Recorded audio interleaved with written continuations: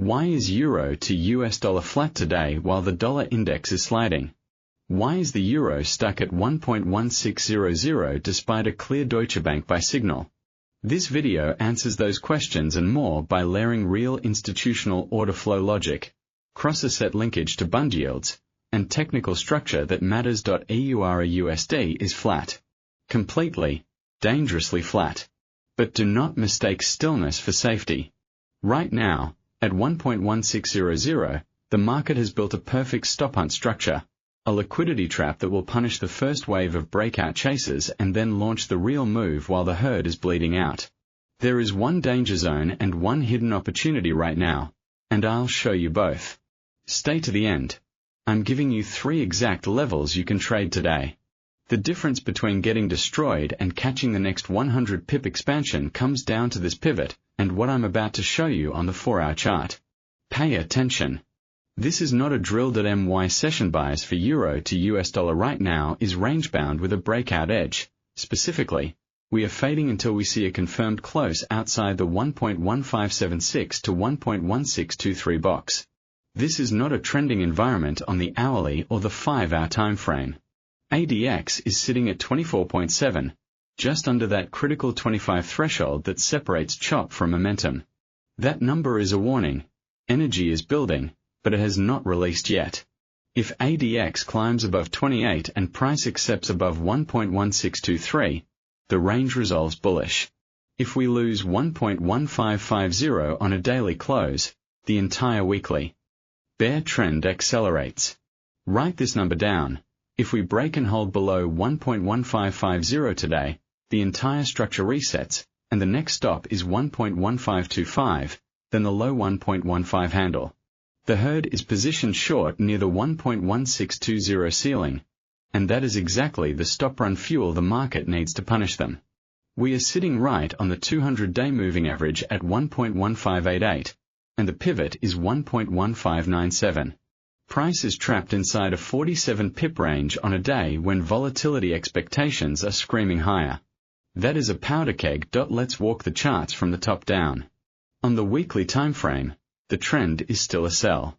The 20-week moving average is sloping down near the 1.1700 handle, and every rally towards it over the past month has been sold aggressively. The weekly MACD remains negative, and we have not printed a higher weekly high since the rejection at 1.1750. That tells you the macro structure is heavy. Now drop to the daily. The daily trend is neutral, and neutral is not a forecast. It is a pause inside a bearish continuation pattern. Price is coiled between the 50-day moving average up at 1.1639 and the 100-day at 1.1653 on the resistance side, while the 200-day at 1.1588 is acting as a floor. For the last 3 sessions, we've closed essentially on that 200-day line, unable to lift away. That is institutional absorption. Someone is defending this zone. The daily MACD is negative but compressing, with its histogram flatlining. There is no momentum, but flattening MACD right on a major moving average is often the setup for an explosive move. Now drill down to the 4-hour, and here is what most traders miss. The 4-hour RSI at 48.78 is neutral. Stochastics at 47 are middle of the road. No extremes, no help. But the Williams % R at -45 tells us we are not oversold, not overbought. This is the profile of a market that has exhausted both buyers and sellers. On the 60-minute, we have a convergence of the MA5 and MA10 right at 1.1581, with the MA20 at 1.1600, that's where price is stuck. The 60-minute MACD is printing a tiny negative divergence against the minor swing high from yesterday, which suggests intraday buying pressure is fading. But that divergence is weak, easily steamrolled by a macro catalyst. Now, let's talk key levels. Daily support 1 is 1.1576, which lines up with the overnight low and a volume-weighted average price magnet from the Asian session. Support 2 at 1.1550 is the real structural floor. That's the weekly S2 and the last defense before 1.1529. Below there, you're in a freefall zone. Resistance 1 at 1.1623 is the immediate barrier, followed by 1.1644, which aligns with the daily R2 and the 50-day moving average confluence. Resistance 3 at 1.1670 is the line in the sand for any medium-term bullish reversal. But here is the hidden signal. The 4-hour MACD is showing a very subtle negative divergence against the momentum oscillator. Buyers pushed price toward 1.1620 twice in the last 48 hours, and both times the MACD histograms printed lower highs. That's exhaustion. The market is heavy, but it refuses to drop. Why? Because the bond spread is squeezing in a way that props up the euro just enough. And I'll connect that for you right now. Cross-asset linkage is critical here. Gold is trading tick for tick with real yields collapsing in Europe, and that is indirectly supporting the euro via haven diversification out of the dollar. When bond yields spike relative to treasuries, euro to US dollar gets a subtle bid. That spread has been slowly widening in the euro's favor over the last 24 hours, and that is why we are not already testing 1.1525 despite the bearish technicals. Most traders look only at the Forex chart. The real signal is in the fixed income cross. The core 24-hour news is simple and immediate. Deutsche Bank just recommended a long position on 4 currencies, and the euro is one of them. That is not a retail tweet. That's an institutional flow signal. When a heavy-hitting bank goes on record with a currency long call, it usually means their order book is already seeing demand. But here's the catch. The price hasn't moved yet. That's a divergence in itself. If the smart money is buying and the technical picture is heavy, we are in a redistribution phase before a potential reprice. The high volatility expectation for the new week is being driven by a convergence of events. We have Eurozone PMIs due, a Fed speaker calendar that includes 3 voting members, and a growing narrative of policy divergence. Narrowing. The ECB's latest speaker subtly walked back the most dovish language yesterday, and that changed everything because it shifted terminal rate pricing by nearly 10 basis points in the euro's favor. The yield spread between German 2-year and US 2-year notes has compressed by 8 basis points in 2 sessions. That's the dollar killer. When that spread narrows, euro to US dollar catches a bid even if the chart looks ugly. So my 1 to 2 week directional lean is cautiously bullish, with a hard invalidation. As long as 1.1550 holds, I expect a grind higher toward 1.1670.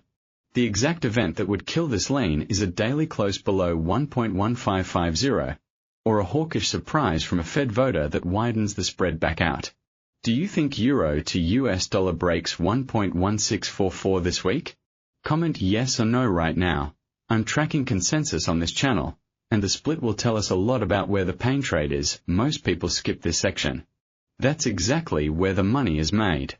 Keep watching, because these 3 setups are built for the volatility expansion we just mapped, and each one has a specific invalidator that keeps you off the wrong side. Strategy 1, the sniper, conservative. We are playing the range hold and the institutional bid together. Entry trigger. We wait for a 1-hour candle to close above 1.1623. That is the resistance 1 break confirmation. I do not want to chase the first poke.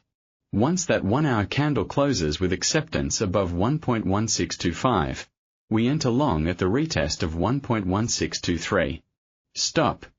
Loss sits at 1.1595, just below the daily pivot and the 200-day moving average cluster, giving the trade breathing room against a fakeout. That's a 28 pip stop.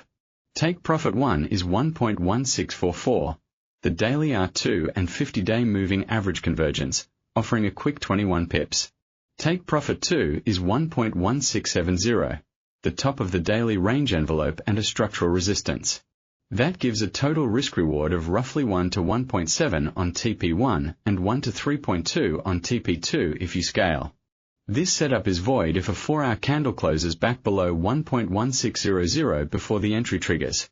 That would signal the breakout has failed and the trap has sprung the other way. The sniper, conservative, entry, 1.1623, on 1H close above, retest entry, stop loss, 1.1595 take profit 1, 1.1644 take profit 2, 1.1670 risk, reward, 1:3.2R, to TP2, invalidation. Void if 4H close below 1.1600 strategy 2, the active trader, standard. This one exploits the range-bound nature and the exhaustion signal on the 4-hour. MACD. We're looking for a failed retest of 1.1620 to 1.1623 during London or early New York. Entry condition. A 30-minute bearish engulfing candle that closes below 1.1615, showing rejection at resistance. Short entry at 1.1612. Stop loss placed at 1.1633, above the session high and the R1, giving 21 pips of room. Take profit 1 is 1.1580, right at the 200-day MA support and the MA510 cluster on the 60-minute. Take profit 2 is 1.1555, just above the critical structural support of 1.1550, leaving a cushion for late shorts to cover. Once target 1 is hit, move the stop to break even and trail it by 15 pips. This setup works because if the herd is already short at resistance, a minor rejection can cascade into a swift 30-pip drop as trap longs bail. Void if the 30-minute candle closes above 1.1633 with conviction. That would mean the ceiling is breaking and you do not stand in front of that. The active trader, standard, entry. 1.1612, 30 minutes bearish engulfing below 1.1615, stop loss. 1.1633 take profit 1. 1.1580 take profit 2. 1.1555 risk. Reward. 1:2.7R, to TP2, invalidation. Void if 30-minute close above 1.1633. Type your euro to US dollar range for tomorrow in the comments now. Give me a high and a low. I want to see who's reading the structure correctly, and the most accurate prediction gets pinned. This is how we build collective edge. Strategy 3, the aggressor, high risk. This is a counter-momentum play designed for when the trapped retail herd gets flushed at the open. Setup. If price dumps sharply into the 1.1550 to 1.1529 support zone and prints a 15-minute hammer with a long lower wick, we enter long at 1.1535. Stop loss tight at 1.1519, just below S3 and the daily ATR extreme. That's a tiny 16 pip stop. Take profit 1 is 1.1580, the 200-day moving average, a 45 pip scalp. Take profit 2 is 1.1620, the original range ceiling, offering a nearly 1:5 risk reward if momentum carries it back. This trade only triggers if we see a panic spike down with a volume surge and a strong rejection candle. It's the definition of catching. A falling knife with an armored glove. Only for those who can lose small and manage risk aggressively. If the candle closes below 1.1519 on a 15-minute basis, you're out immediately, no questions asked. The aggressor, high risk, entry. 1.1535, 15-minute hammer at support zone, stop loss. 1.1519 take profit 1. 1.1580 take profit 2. 1.1620 risk, reward. 1:5.3R, to TP2, invalidation. Void if 15-minute close below 1.1519. Never risk more than 1 to 2% per trade. Stops are non-negotiable. 1.1595, 1.1633, 1.1519. You place them, you do not move them. No positions through high-impact news spikes. That means if PMIs or Fed speakers drop, you let the dust settle before re-entering. This is how you survive to trade the next big move.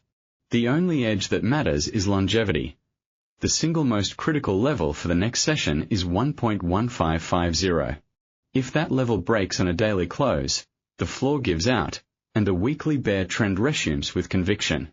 If it holds, we are coiling for a significant rally into the 1.1670 area. Tomorrow's wildcard is the preliminary Eurozone services PMI. That data print will either validate the Deutsche Bank long call or shred it in 10 seconds. I'll be live on the channel dissecting the number as it hits.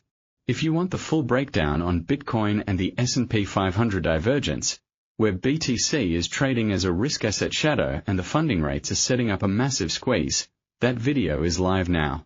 Tap the end screen and go watch it immediately. The setup is even. more precise than what I just gave you here.